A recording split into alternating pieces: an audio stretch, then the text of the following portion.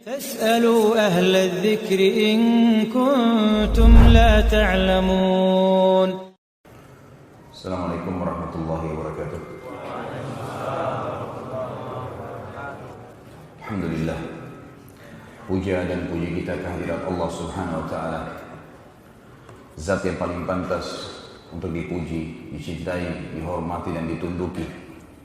Zat yang maha kuat, maha perkasa, maha bijaksana, tidak beranak dan tidak diperanakkan. Zat yang telah menggantungkan segala kebutuhan kita dengan kalimat mulia, Alhamdulillah. Maka sangat wajar kalau kita selalu mengucapkan kalimat yang mulia ini. Juga kita panjatkan salam hormat kita kepada pemimpin seluruh anak Adam pada hari kiamat, manusia yang telah membawa kepada kita perintah dan larangan Sang Pencipta, sehingga kita tahu mana halal, mana haram, mana yang merupakan panduan hidup yang akhirnya membawa kita kepada kebahagiaan di dunia dan juga kehidupan abadi di surga pada hari kiamat nanti. Manusia yang telah diberikan salam hormat langsung oleh Sang Pencipta bersama malaikatnya, maka sangat wajar sebagai pengikut yang setia kalau kita selalu mengatakan dan mengucapkan salawat dan taslim kepada Nabi besar Muhammad sallallahu wa ala alihi wa sahbihi wasallam. Terkenal sekali mempertahankan setiap raja, nanti kalau dia mati harus anaknya yang jadi raja. Anaknya mati maka harus jadi anaknya lagi. Atau kadang-kadang dialihkan, dia tidak alihkan ke saudaranya. Rabi' bin Nasrin kalau mati anaknya jadi raja. Nanti kalau anak yang pertama mati pindah ke anak kedua, anak ketiga, terus dia mau ke keturunannya. Salah satu keturunan Rabi' bin Nasr yang terkenal sekali, jadi banyak keturunan dia, tapi diantaranya yang jadi saksi bahasan kita adalah seseorang yang bernama Tabban As'ad. Ini nama yang kedua. Jadi Rabi' bin Nasr ini adalah raja dulunya, tapi bukan dia yang sedang kita bahas. Ada keturunan dia yang bernama Tabban As'ad. Tabban As'ad ini kerajaannya luas, secara fisik orangnya kuat, tampan, kaya raya, keturunannya banyak, gitu kan. Dan menjadi tradisi orang-orang Arab pada saat itu, dan sampai sekarang sebenarnya masih terjadi. Kalau ada seseorang memiliki kelebihan fisik, keturunannya banyak, orangnya pintar, kaya raya, pokoknya berkumpul pada dia kelebihan-kelebihan duniawi ini, maka dia boleh membuat suku sendiri atas namanya dia. Walaupun suku itu dianggap cabang dari suku induk. Salah satunya adalah Tabban As'ad ini. Tabban As'ad ini karena memiliki banyak kelebihan dunia, di antaranya hampir seluruh wilayah Jazirah Arab, terutama Yaman pada saat itu dikuasai oleh dia.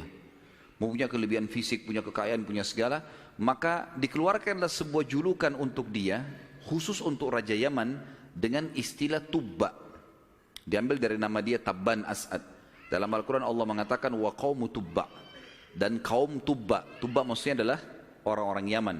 Dan Yaman ini punya histori memang. Sebagaimana kita tahu juga ada surah nomor 34 dalam Al-Quran namanya surah Saba. Saba adalah nama lainnya negeri Yaman.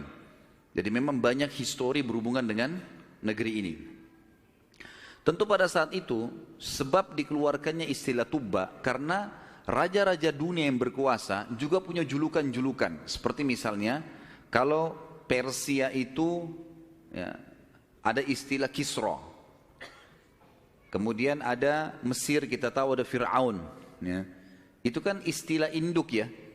Jadi Fir'aun itu sebenarnya istilah setiap orang yang ternobatkan jadi raja di Mesir pada saat itu. Seperti misalnya yang bermasalah dengan Musa alaihissalam, itu ada Ramsis ya. Raja lagi namanya Ramsis, tapi dia dikembalikan ke induk istilah raja Mesir Fir'aun. Persia namanya Kisra, Romawi namanya Kaisar, yang sampai sekarang masih dipakai gitu kan. Ini istilah-istilah induk. Sementara Ethiopia namanya Najasyi. Dan ini kurang lebih raja-raja yang berkuasa di dunia pada saat itu. Jadi kalau kita petakan peta dunia ini, di daerah barat Jazirah Arab itu ada Kisra, di daerah timurnya itu ada Kaisar, gitu kan? Dan daerah utara juga Kaisar. Kemudian di daerah utara Kaisar, di daerah timurnya di Afrika ada Najasyi, dan di daerah selatannya ada Tubba. Jelas sampai sini? Belum ngantuk kan? Siang hari ini soalnya. Baik. Tabban Asad ini orangnya selain kaya raya, dia juga punya jiwa perdagangan teman-teman sekalian. Dia suka sekali berdagang. Pada saat dia berdagang, kalau dia datang, dia selalu mengadakan rekreasi, jalan. Dan setiap kali dia pergi, dia selalu melihat potensi apa ada yang di wilayah itu, kemudian dikelola sama dia menjadi bisnisnya. Satu waktu pernah dia melewati kota Madinah. Kota Madinah pada saat itu masih bernama Yathrib. Nama lainnya Yathrib, ya. Pakai tha memang, Yathrib. Dan nama ini sebenarnya setelah diutus Nabi Muhammad SAW kita sudah tidak boleh lagi pakai. Di dalam banyak hadis Nabi SAW melarang kita memanggil Madinah dengan Yathrib, tapi beliau menggantinya dengan Al-Madinah Al-Munawwarah atau Tayyibah atau Tabah, gitu kan. Jadi memang diberikan nama atau diganti nama. Tabban Asad ini mampir ke kota Madinah nih, Yathrib pada saat itu.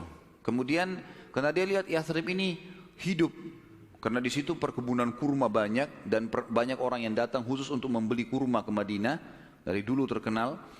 Maka dia pun menitipkan anaknya laki-laki, anak pertamanya untuk memegang bisnis itu. Dikasih modal sama dia, kemudian mulailah dia mengambil kurma-kurma dari Madinah, kemudian dikirim ke Yaman, dikirim kemana-mana lah wilayah kekuasaannya Tabban Asad ini. Ternyata anaknya Tabban Asad ini berselisih dengan beberapa orang masyarakat Madinah. Akhirnya cekcok, ribut, terbunuh anaknya Tabban Asad. Perang, berantem, mati. Tabban Asad ini waktu sampai berita kepadanya, walaupun pada saat itu tidak ada informasi kayak kita sekarang ya, sulit sekali untuk mendapatkan informasi kecuali sebulan, 2 minggu, 3 minggu, karena jauh. Orang harus menunggangi kuda atau kebetulan ada kafilah yang jalan ke sana baru dapat informasi. Sampai ke berita Tabban Asad ini anaknya mati 3 pekan atau sebulan setelah kejadian terbunuhnya anaknya. Maka dia membentuk pasukan besar dari Yaman ingin menghancurkan kota Madinah. Keluarlah dia dengan pasukan besarnya, kepung Madinah. Madinah waktu itu punya benteng. Sampai di zaman Nabi SAW memang sudah punya benteng itu. Tembok yang tinggi, ada pintu gerbangnya. Maka pada saat itu teman-teman sekalian dikepunglah Madinah. Kemudian terjadi peperangan. Ada hal yang membuat Tabban Asad kagum dengan penduduk Madinah. Yaitu kalau pagi hari sampai siang sampai menjelang sore mereka perang, saling memanah, saling duel, segala macam terjadi peperangan lah. Tapi kalau malam hari penduduk Madinah mengirim makanan untuk pasukan Tabban Asad, karena terkeram dengan karamnya, dermawannya. Perangnya perang, tapi malam hari enggak dikirimin, ditawarkan untuk diobatin orang-orang yang luka di antara mereka. Belum pernah Tabban Asad menemukan musuh seperti ini. Tapi dia tetap ingin membalas dendam. Di kota Madinah teman-teman sekalian, pada saat itu setengah kota Madinah orang Yahudi. Setengah kota Madinah orang Yahudi. Setengahnya lagi orang asli Madinah. Orang-orang yang memiliki atau kembali kedua induk suku Arab namanya Aus dan Khazraj. Nanti dua suku ini Aus dan Khazraj di zaman Nabi SAW namanya Ansar. Namanya Ansar. Mereka masuk Islam. Jadi terbagi dua Madinah, setengahnya Yahudi, setengahnya dua suku Arab ini. Orang-orang Yahudi supaya merasa aman, maka mereka membuat Aus dan Khazraj ini perang terus. Jadi untuk ribut, terjadi fitnah, dibiayai yang ini, dibiayai yang itu. Jadi terus ribut nih dua suku ini. Agar orang Yahudi selalu aman. Seperti itu yang sekarang juga Yahudi lakukan di dunia gitu kan. Dia bagaimana ngacoin negara-negara muslim ini saling ribut segala macam, nanti dia supaya aman gitu. Ya, seperti itulah.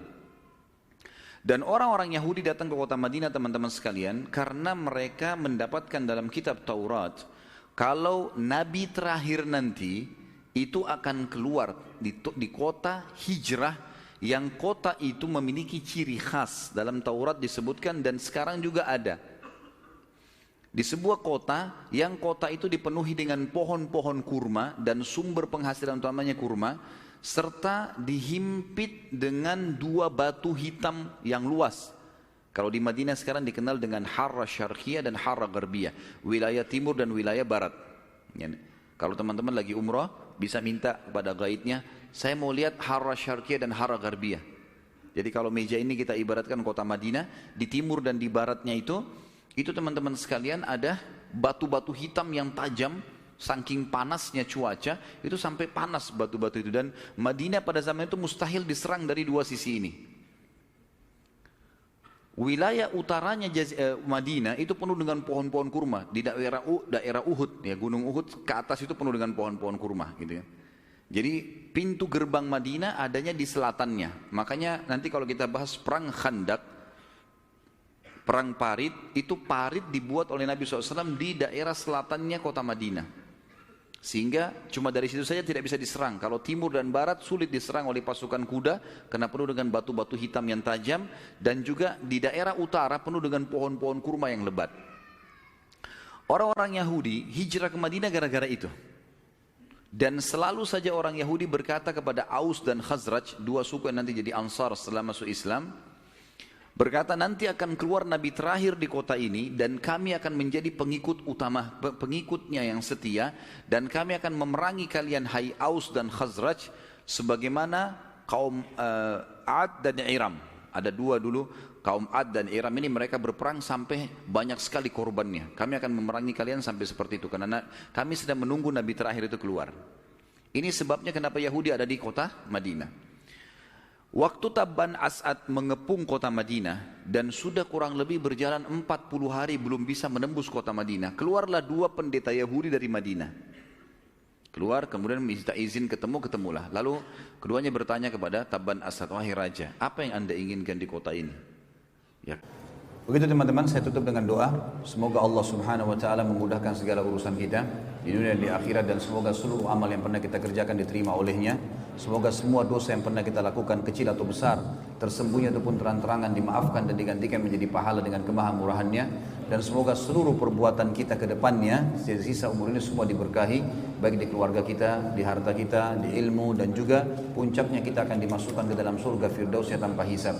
Dan kita selalu mendoakan saudara kita di Palestina, di Syria, di Yaman, di Irak, di Myanmar, di Ahsa, dimanapun mereka berada sedang terlindas. Semoga Allah ikhlaskan niat mereka, terima para syuhada mereka, dan juga Allah muliakan Islam di tangan mereka dan tangan kita semua. Dan semoga Allah mempartisipasikan kita bersama mereka di pahala, baik dengan doa dan harta juga dengan jiwa kita. Dan semoga Allah dengan kemahamurahannya menyatukan kita semua di surga Firdausnya tanpa hisab, sekali lagi dengan kemahamurahannya. Subhanakallahumma bihamdika asyhadu an la ilaha illallah astaghfirullah wa atubu ilaih. Wassalamualaikum warahmatullahi wabarakatuh.